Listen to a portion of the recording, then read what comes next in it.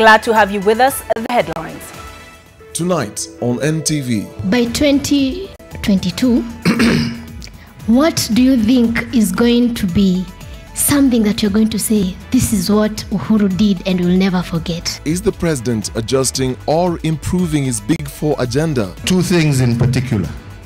One, that I will have left a united, cohesive society, and two, that we shall have won the war on corruption. Tonight, Governor Okoth Obado is free, but we shall not intimidate the parents, siblings, or other close relations of the deceased. Judge Lassit reads out tough conditions in granting the governor bail. Also tonight, a woman's pain 7 months after delivering twins. Nilifanyiwa test zote, ndio ikifika ultrasound ikatoa kuna kitu ndani ya tumbo. Jaramogi Oginga Odinga Hospital in Kisumu, mom about stitching up cotton wool in a mother's womb. Also, business at the Nyandara County Assembly grinds to a halt again as MCAs accuse Speaker of undermining their decisions. NTV Tonight with Des Okari and Olive Burrows. Welcome to the broadcast. Our sign language presenter tonight is David Agondo. And remember, you can watch us live. That is www.ntv.co.ke/live, and also Facebook, Twitter, and YouTube, NTV Kenya. Winning the war on corruption and leaving a united country are at the core of President Uhuru Kenyatta's priorities as regards his legacy. The president says these two own set targets will ensure growth in the country and unity across the nation. The president was speaking after he inaugurated the ultra-modern M-Pesa Foundation Academy, where he urged students to make integrity part of their goals. The war on corruption has no doubt intensified in the last few months, and with several high-profile prosecutions underway, President Kenyatta says his eyes are set on the goal and the war is unrelenting. By 2022, what do you think is going to be something that you're going to say, this is what Uhuru did and we'll never forget? I hope many things, but two things in particular. One, that I will have left a united, cohesive society, and two, that we shall have won the war on corruption.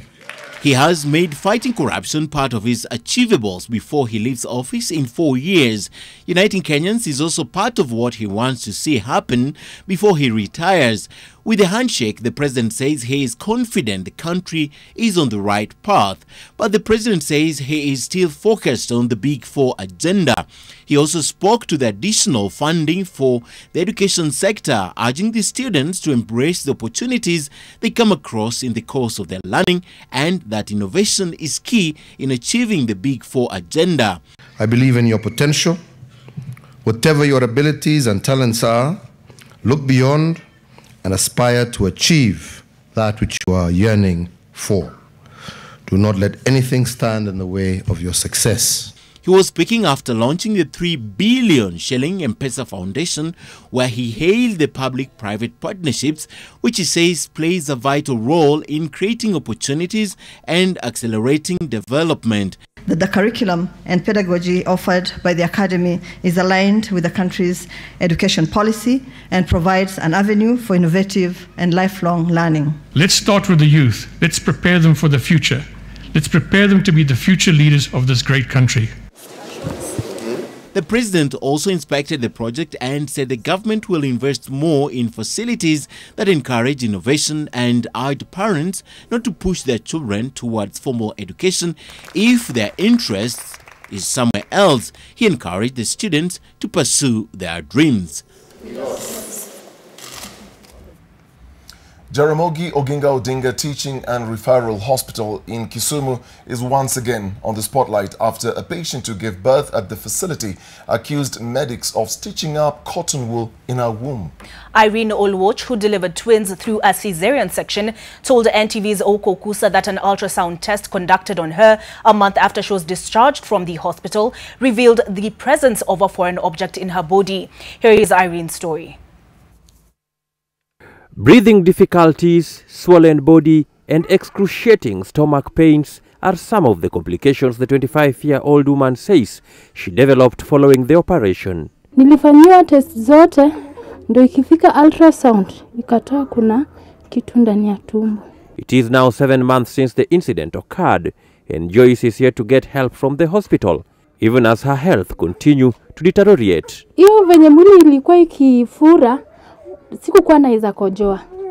Wakanipea dawa ili hiyo maji itoke. Venye nilirudi Russia ili madaktari waangalie kama maji imetoka, ndio wakapata kama hiyo maji imetoka, wakanibadilishia dawa. Since after that wakagundua siwezi pumua vizuri. Kulala hawezi lala. Njia yote ya kulala hawezi lala. Alikuwa anapiga magoti hapa chini mpaka asubuhi. Na hapo ndio ilikuwa analeta shida sana kwa watoto. Juu wakati amepiga magoti hawezi akanini, hawezi akafanya chochote. Itabidi watoto walie mpaka asubuhi.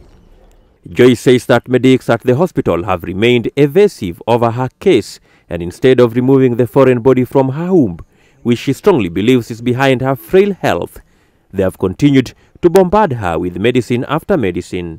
Kila kitu file na kila kitu iko huko. Sasa wani naenda every month check up. Cause ya kwanza waliniambia sina damu. Ya wakanipea hiyo dawa ya damu, nikarudi nikameza. The following month nikaambiwa siwezi pumua vizuri. Okay. Sasa after kuniambia siwezi pumua vizuri wakaniandikia dawa. Sasa hiyo dawa ndio huwa ninatumia ili nipumue, at least naweza walk a shorter distance. The mother of 4 who used to sell second-hand clothes to supplement her husband's meager earnings from a night guard job is now immobilized. Sasa naomba tu saidizi mwenye ataweza nijitolea kunisaidia ili nitolewe hiyo kitu kwa tumbo. Speaking to NTV on phone, the hospital's chief executive officer Peter Okoth said that his administration had commenced investigation into the matter and asked Joyce to report to his office immediately. Only 2 months ago, the hospital's integrity was put under question after a doctor allegedly demanded 150,000 shillings from the mother of a minor who had been defiled. Okusa, NTV.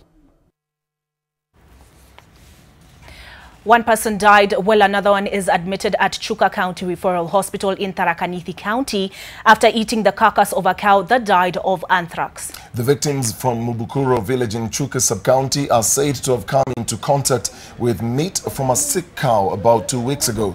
One person was rushed to hospital on Monday but pronounced dead on arrival. 7 people were, however, treated and discharged. Frederick Gitonga, one of the victims, is still in hospital. His left eye started swelling 4 days after slaughtering the infected cow. A team of veterinary and public health officers have already visited the village for further investigation and public sensitization. The gentleman handled an animal that was sick. They slaughtered it and skinned it. Mimi niliposhikwa na hiyo ugonjwa nilikuja hapa, alafu wengine kwa mikono wakawa na vidonda. Joseph Irongo, alias Joey, and television journalist Jackie Maribe will remain in custody for the next 1 week. This is after the High Court moved the date of the ruling on their application for bail to Tuesday next week. Maribe and her fiancé are accused of killing businesswoman Monica Kimani. NTV Silas Apollo reports. Joseph Irungu and television journalist Jackie Maribe were in court today, one more time. The two sought to argue the reasons for bail in the case where they are accused of killing businesswoman Monica Kimani. The two had earlier been asked to take a fresh plea after the court allowed the prosecution to amend the charge sheet to include other persons as conspirators in the murder. While arguing for the bail, the defense lawyers led by Kato Kigen and Cliff Ombeta argued that granting of bail was a constitutional right. 49 is quite clear that the reason they needed to give to this court today was a compelling reason. The definition of compelling reason keeps on varying. But in the dictionary, it is one simple thing. The evidence must be so forceful, must be so strong, must be so compelling that the court cannot ignore. The prosecution told the court that releasing the two on bail would jeopardize the case, given their social standing in the society and their links to influential people in the society. If we submit in quickly. Catherine Mwaniki for the prosecution had pleaded with the court to set out conditions for Maribe, including not allowing her to read news should the court grant her bail. This court must then balance the two rights, the rights of an accused and the right of the deceased whose right was taken away. And the only way this court can do that is to secure the evidence that will be tendered by the prosecution witnesses. High Court Judge Justice James Wakiaga set the date for the ruling on whether the accused deserve bail or not for Tuesday next week. So we'll deliver our ruling on Tuesday the 30th. The media guys will still want to come for the ruling. If they want to come, then we give you the same time, yes. 11:30. Silas Apollo, NTV. Migori Governor Okoth Obado will have to spend another night in detention after he failed to complete the verification of one of his sureties. Obado, who had been released on a 5 million shilling cash bail with two sureties of a similar amount. Obado, who has been in custody for about a month, is facing charges on the murder of Rongo University student Sharon Otieno and her 7-month-old fetus. However, the court denied his co-accused, that is Michael Oyamo and Kaspal Obiero, bail, saying there is sufficient ground not to release them. After being in remand for about 1 month, Governor Okoth Obado and his two co-accused, his personal assistant Michael Oyamo and the county clerk Kaspal Obiero, appeared before Judge Jesse Lesit. Thank you. Today, Obado secured his freedom, although conditional, after being released on a 5 million shillings cash bail. The judge ordered Obado not to travel a distance of more than 20 kilometers out of Migori County and not to cause any adjournments once the trial begins. The governor was also ordered to deposit all his travel documents in court and to report to the deputy registrar of the court once a month. He shall not intimidate the parents, siblings, or other close relations of the deceased. 6. He shall refrain from mentioning or discussing the deceased or this case in any gatherings or political meetings, whether public or private. However, the court denied bail to his two co-accused Michael Oyamo and Kaspal Obiero, saying there is sufficient ground not to release them. According to Judge Lesit, if the two are released, they are likely to abscond court sessions and disturb public order and security. I find releasing them may send fear, anxiety to potential witnesses and therefore lead to intimidation, which may adversely affect the case. Sharon's mother was present in court. Obado has denied charges of murdering Sharon Otieno and her 7-month-old fetus on September 3rd at Kodera Forest in Oyugis, Homa Bay County. Okoth Obado has been in custody since September 22nd. This after Lady Justice Jesse Lesit twice declined his application to be released on bail. Outside the courts, supporters of Obado are happy with the court's decision that will see the governor back in Migori County. The pre-trial hearing for the case has been set for 14th of February next year, while the hearing of the case will be held from 6th to 17th May next year. Vincent Odur, NTV.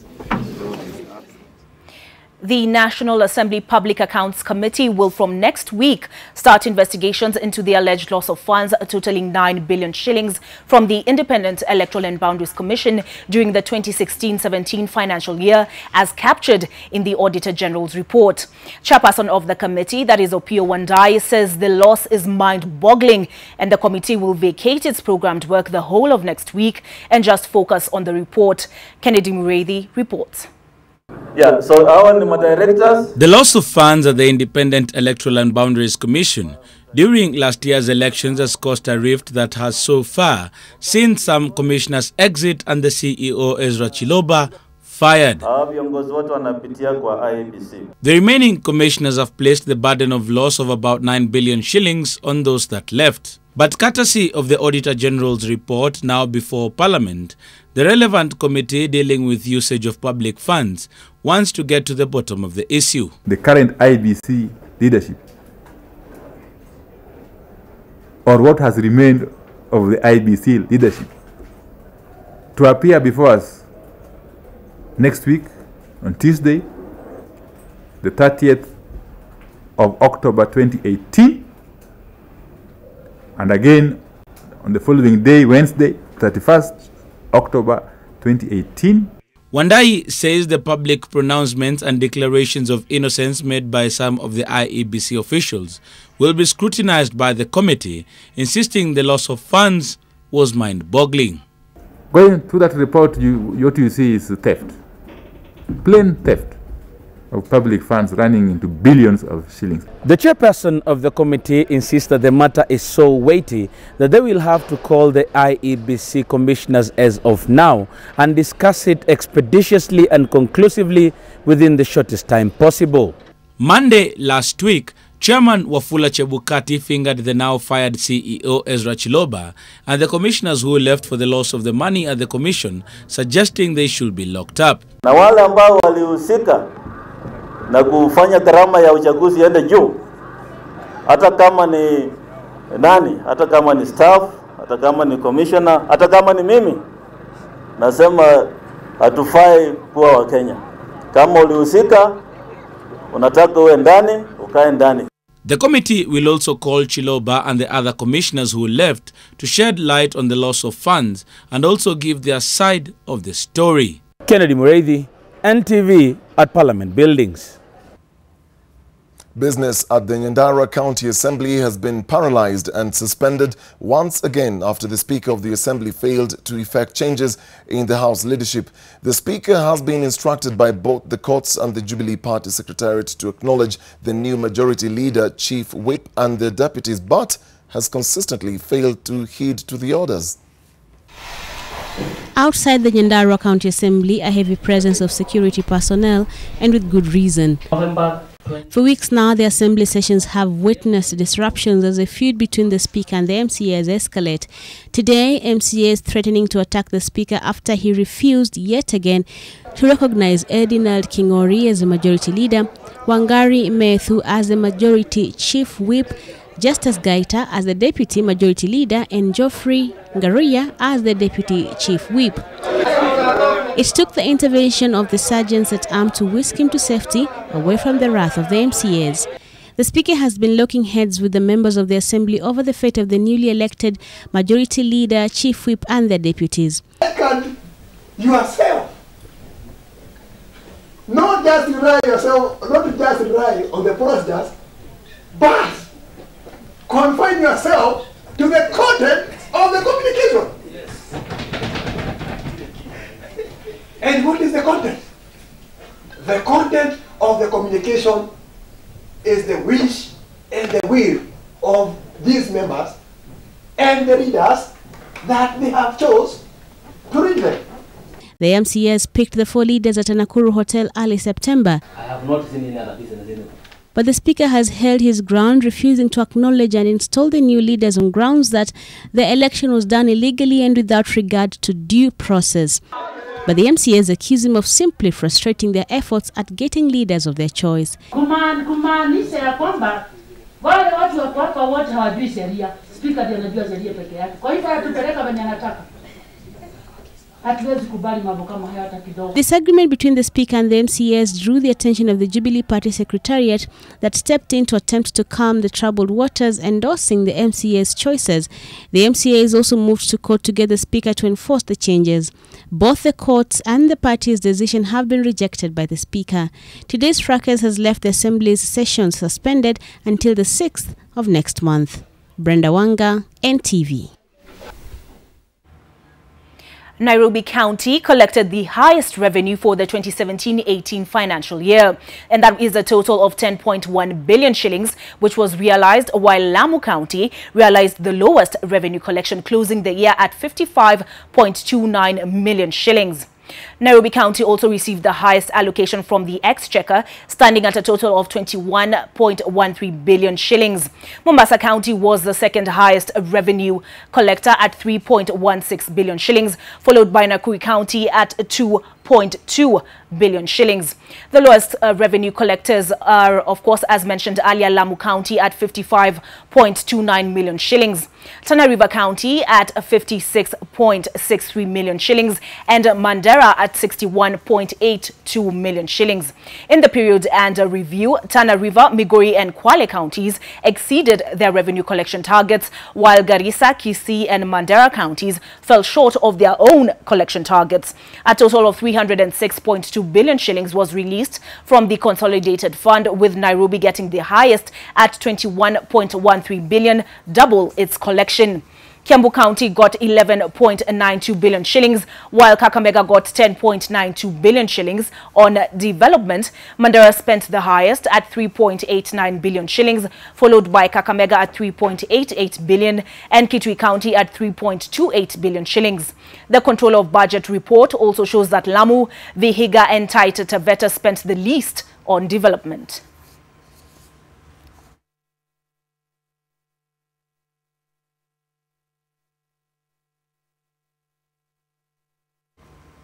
We go on a break, but we'll be back just after.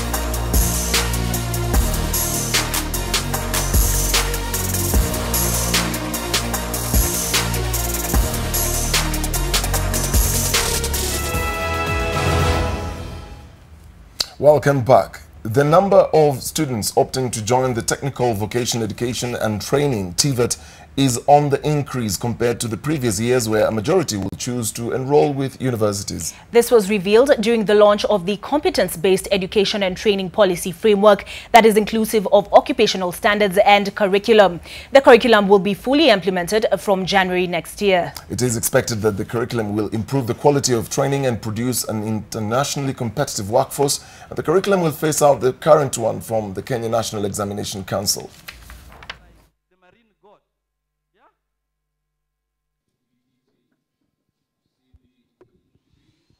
We have run an education system that condemns 70% of our students as failures.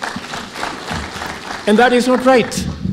Any society, any education system, and any society that condemns 70% of their students as failures is a society destined to fail. It is as clear as that. And therefore, the fact that this year, for the first time this year, we have more students joining TVET than joining university. And it is because there is now a growing realization that it is not the passing of the examination that is critical, as was said ably here by Gwantai. It is the acquisition of knowledge and skills and competencies that will make a difference. And from that story, we take a short break, but we'll be right back with business.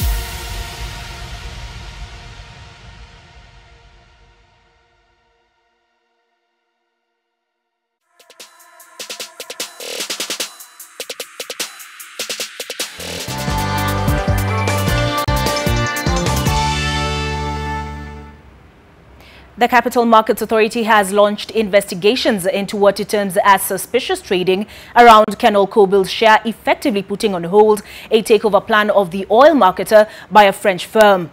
The authority has called for the freezing of the relevant accounts to allow for investigations.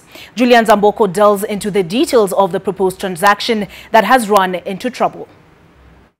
French energy firm Rubis Energy announced its proposed takeover of oil marketer Kenol Kobil in a deal that could see investors walk away having sold their shares to the multinational at a premium. However, hours after the announcement was made public, the Capital Markets Authority raised the red flag, saying it has launched investigations into suspicious trading in relation to the proposed transaction. Despite all this, the market regulator only cites what it terms as potentially irregular trading of the Kenol Kobil counter in the run-up to the issue of the notice of intention by Rubis Energy. CMA has instructed the Central Depository and Settlement Corporation to place a freeze on the suspected accounts to allow for necessary inquiries. A look at the markets reveals a 30.7% surge in the share price of Kenol Kobil between Tuesday and Wednesday, which may also raise eyebrows. Kenol Kobil's share closed Wednesday's trade at 20 shillings. The proposed buyout would see shareholders get about 23 shillings for a share whose average market price over the last 30 days has been 15 shillings and 30 cents. The aim is to have the premium sway shareholders to accept the deal and reverse the precedent set by the failed takeover of Kenol Kobil by Puma Energy 5 years ago. It allows them to sell their shares without incurring any brokerage charges, and they can then use that money to reinvest elsewhere. And we expect that we will get sufficient number of shareholders accepting the offer to make Kenol Kobil a subsidiary of Rubis Energy. During Tuesday's trade at the Nairobi Securities Exchange, Rubis Energy gained 24.9% shareholding of Kenol Kobil following the purchase of just over 367,000 ordinary shares, a proportion it is looking to scale up through the deal. If the deal is successful, Rubis Energy will be looking to use the Kenol Kobil subsidiary as a landing pad for entry into the East African region with a view to further widening its footprint in the continent. It's a good thing for each subsidiary, each affiliate, to have the possibility to rely on the holding company which has strong resources and finances. We will definitely support the development of Kenol Kobil in the future. This year alone, attempts to take over 2 listed companies have been scuttled by minority investors. Market watchers will be keenly following the proposed takeover to see how it turns out. Julian Zamboko, NTV. Kenya is facing an uphill task of sustaining its long-standing trade dominance in East Africa as neighboring countries step up their game, looking to cut imports and increase their sales to East Africa's largest economy. Here's Victor Kiprop with the details on why Kenya cannot afford to rest on its laurels.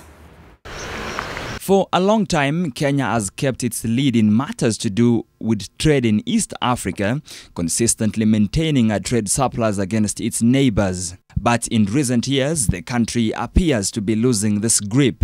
The country's exports to the region's other 5 member countries dropped from $1.26 billion in 2015 to $1.21 billion in 2016. According to the Economic Survey of 2018, that trend has persisted, with the country recording exports valued at $1.14 billion last year, largely due to trade disputes. Tanzania recorded the biggest cuts in imports from Kenya from $348 million in 2016 to $285 million last year, even as Kenya's imports from Uganda more than doubled from $190 million to $420 million. Naturally, all these countries are also growing, they are also industrializing, they are increasing their manufacturing capability, and they will try and do the same in terms of taking advantage of the common market. And so you would see some of the imports that we have from these countries is also increasing. According to the EAC Secretariat, East Africa's intra-regional trade declined from $5.1 billion in 2015 to $4.4 billion in 2016 due to disagreements between partner states on trade liberalization and integration. Kenya, however, continues to dominate intra-EAC trade, accounting for 34.8% of the volumes transacted, while Uganda and Tanzania accounted for 28.3% and 19.4% respectively. Victor Kiprop, NTV Business. Kenya could be losing up to 4% of its total trade to misinvoicing by importers and exporters. According to a report by Global Financial Integrity, revenue lost attributable to trade misinvoicing is estimated to be about 90 billion shillings, with misinvoicing of imports accounting for 85% of the loss. Trade misinvoicing happens when players in import and export understate or overstate the value of goods and services traded with partner countries. Analysts are now calling for stringent trade audit systems with a view of remedying this menace and cushioning the economy from related pressures.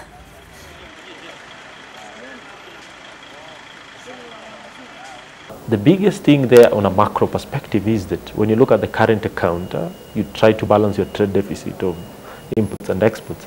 It means that we are undervaluing, we are increasing a gap in terms of value, because people are mispricing invoices. Especially the biggest culprits are guys who import. Well, the ease of foreign exchange in Kenya has pushed the country's financial market to be ranked as third most advanced in Africa. Kenya's degree of openness to the flow of capital and exchange rate reporting standards saw it climb to third from the sixth position it held last year. This is according to a report from ABSA Africa Financial Markets Index, which saw South Africa emerge as the most advanced market with a score of 93%, while Kenya and Botswana followed with a joint score of 65%. The report examines a raft of parameters including the market's depth, transparency, access to foreign exchange, tax and regulatory environment, macroeconomic opportunity, and the legality and enforceability of standard financial market agreements.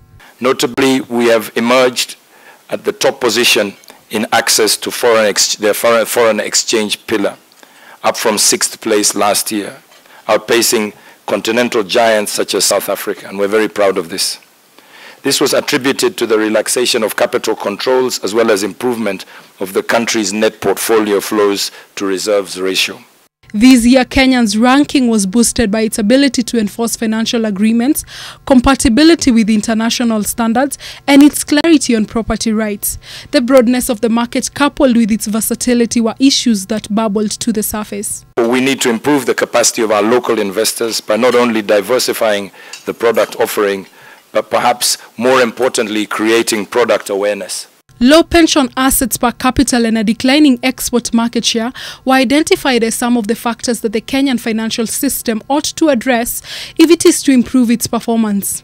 An investor doesn't just look at the interest rate they earn on an investment, or if they invest in the equity market. It's not just about the return on the equity market.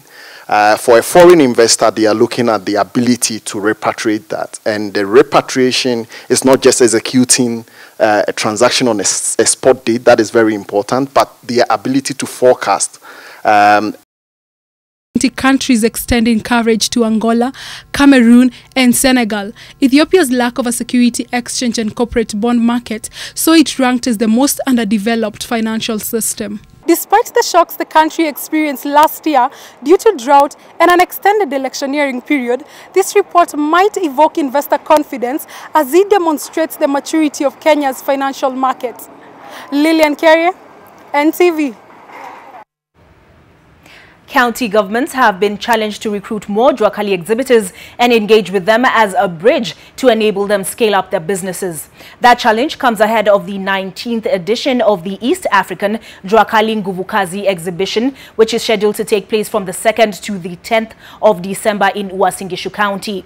Trade Principal Secretary Dr. Chris Kipto is calling on governors to recruit at least 20 exhibitors within their jurisdictions to participate in the upcoming exhibition, given the immense immense contribution of small and medium enterprises to the country's economy. He says the 8-day event will attract more than 1,500 exhibitors drawn from the region. This year's theme is Support Micro, Small and Medium Enterprises to Build East Africa.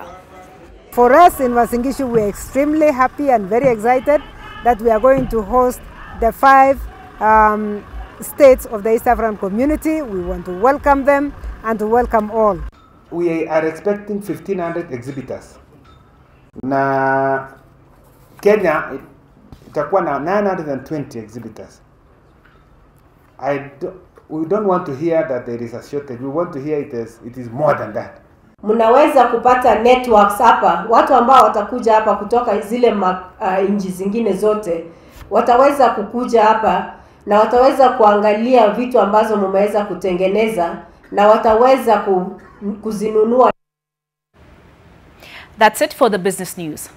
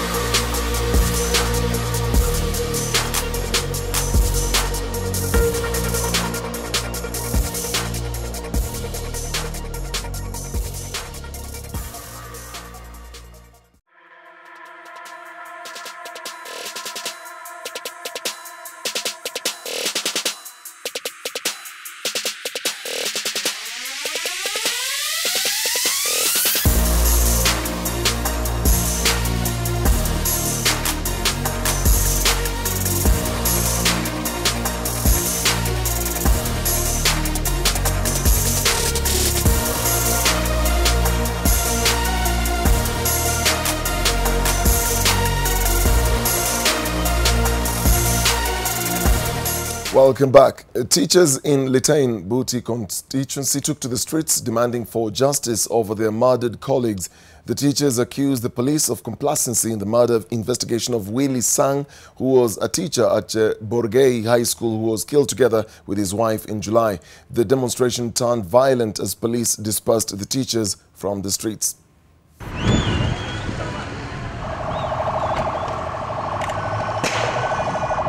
The teachers' peaceful march was interrupted as the anti-riot police officers shot in the air and lobbed tear gas to disperse them. Their demands are simple: justice for slain teachers, killed in cold blood at their home in Chesingoro back in July. Tunataka justice kwa Sang. Tumeanzia hapa kwa nyumba ya Sang leo, ambapo hao wawili mama na baba waliwawa, na hatujaona any report yenye inatufurahisha. Any report yenye inatuonyesha ya kwamba kuna justice. Led by Kopet Deputy Chair Julius Korir, the teachers said since a team of homicide officers was sent to investigate the case, they have not seen any progress in the probe. There are people who have been murdered elsewhere. Yes. And the culprits have been arrested and they are in cells as we speak.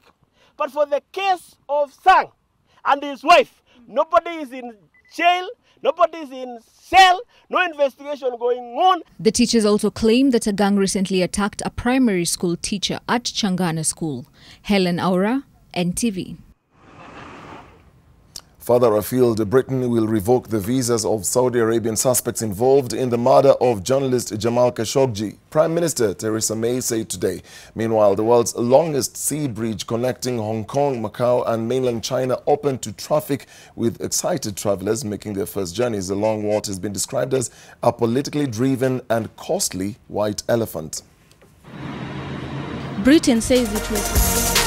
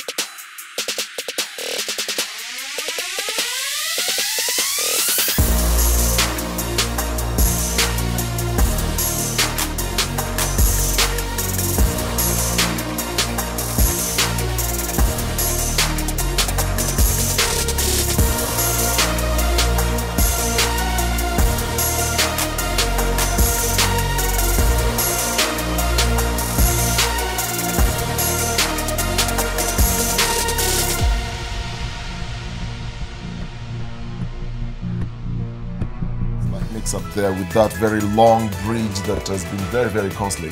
Yes. We're sorry for the error on our part. So we take a short break now, but when we come back, Dennis Okari will be back with the sports news.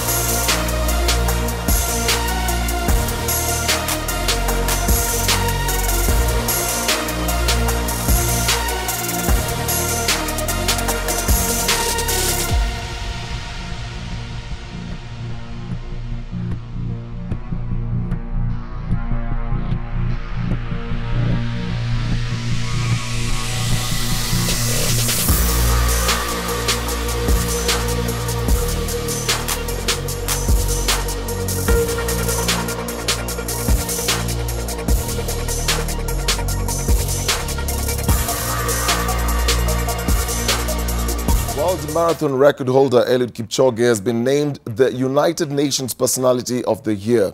Kipchoge, who set a new world marathon record when he retained his Berlin Marathon title in 2 hours, 1 minute and 39 seconds, was feted for exhibiting extraordinary accomplishments that involves initiative, integrity and courage.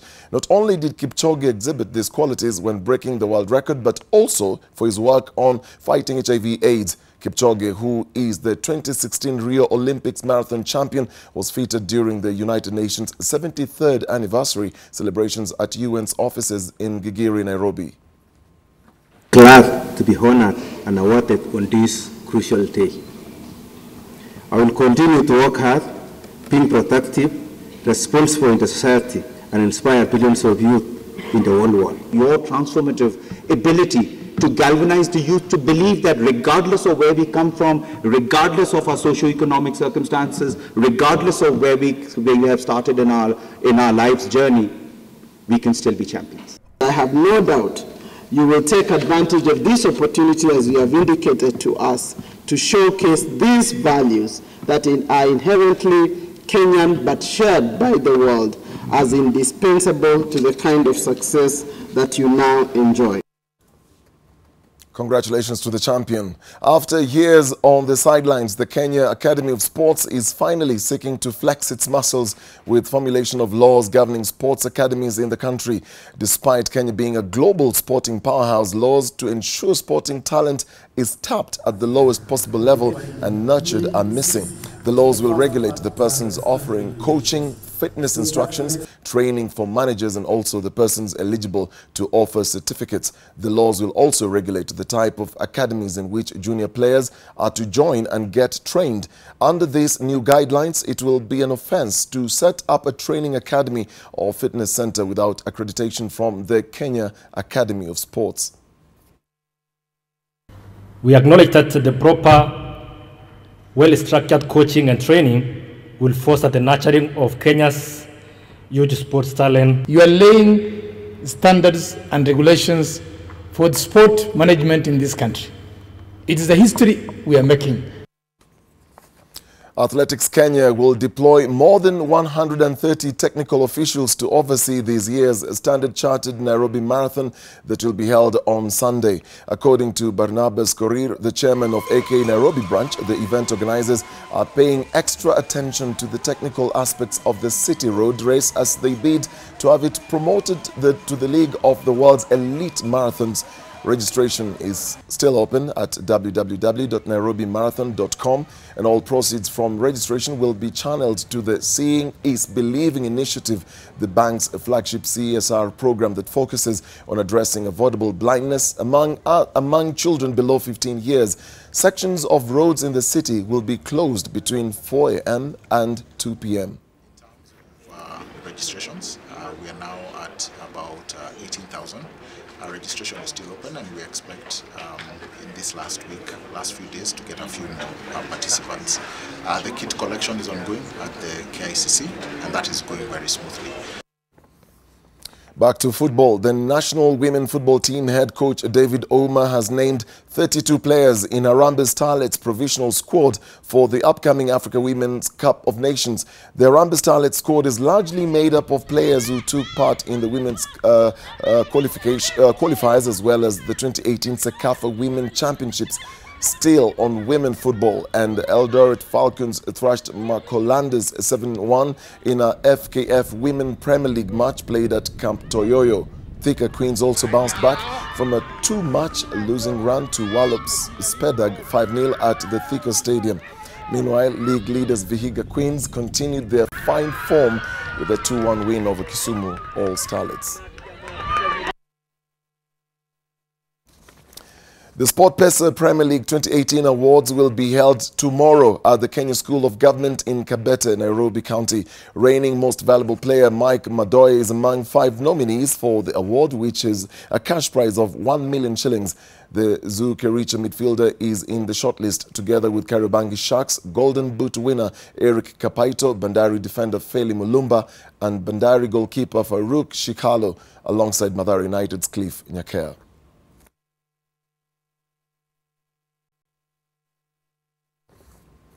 Effie Washira in his Subaru GC8 emerged as the overall winner of the Masinga time trial that saw Kenyan and Tanzania speed merchants go head-to-head. The overall winner of the Masinga Double T was announced after taking into account Gymkhana points and drag points. The VW Golf R won Gymkhana while the powerful Wastec E63 AMG won drags. Let us relive some of the moments when the rubber met the road.